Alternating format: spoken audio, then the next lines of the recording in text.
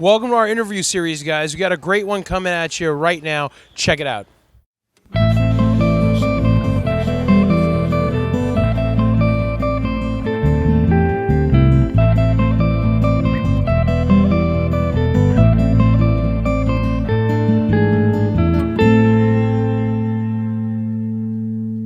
What's up, guys? We're at RWA Legacy 8. I'm here with Crankin'Amazin, an amazing tag team. Here we got Frank the Crank.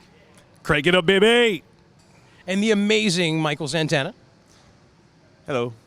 Now, you guys are an awesome tag team match tonight with two people who trained you, right? Now, you guys, they might have more experience in the ring, but you guys got some age on them, some life experience.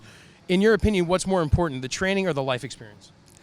I don't think that you can really choose one or the other. I think when you're in that ring, you got to take a little bit of both. You're definitely going to need the fundamentals. You need to know what you're doing. You need to have ring awareness, know what's coming at you.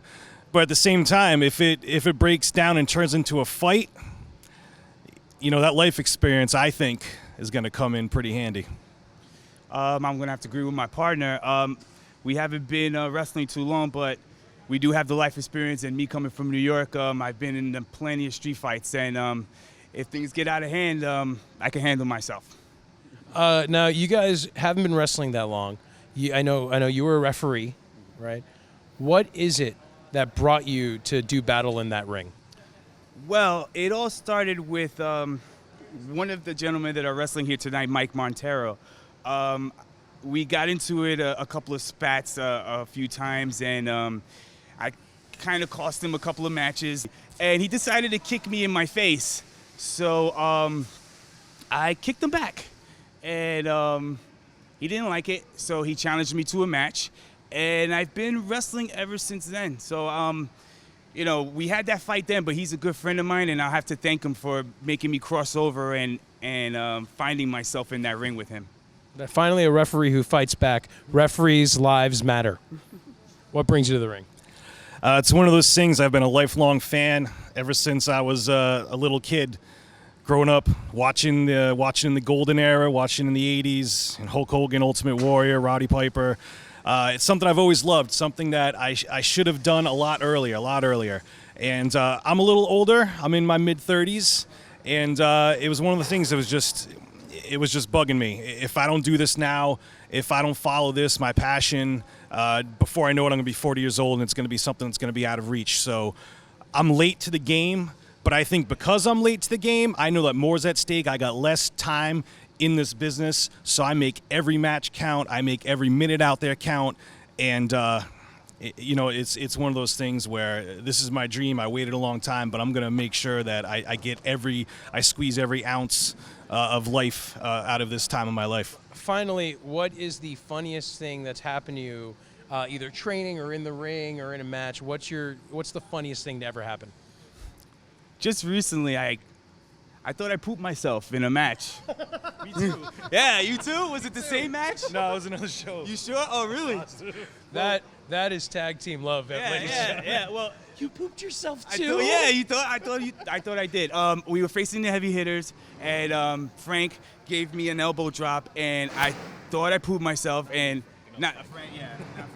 and I was ready to retire after that match, but then after the match, I checked myself. I was good, and so crisis averted. That's the best feeling, where you think you shit yourself and you check real quick and you're like, oh my God, thank God. Yeah. I don't want to throw these out. What about you, man? Well, you know, mine was a pretty similar situation.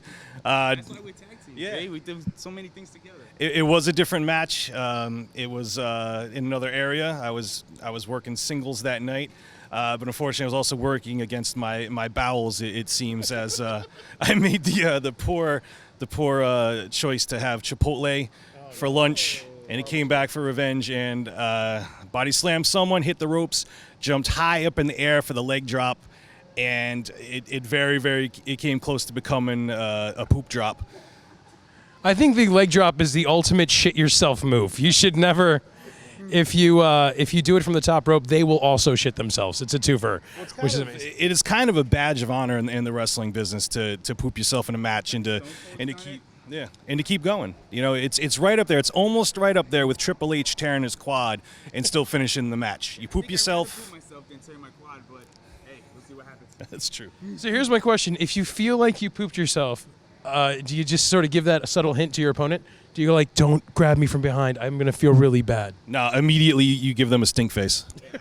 Yeah, you just let them have it with a leg drop or something like that. You don't even tell them. You used it to your advantage. So you heard it here first, guys. Shitting yourself is a badge of honor in professional wrestling. This is why we do the comedy wrestling show. We'll see you guys soon. RWA Legacy 8. Crank it, baby. Crank it. Thanks for watching. If you want more, please subscribe below. We'll see you next time.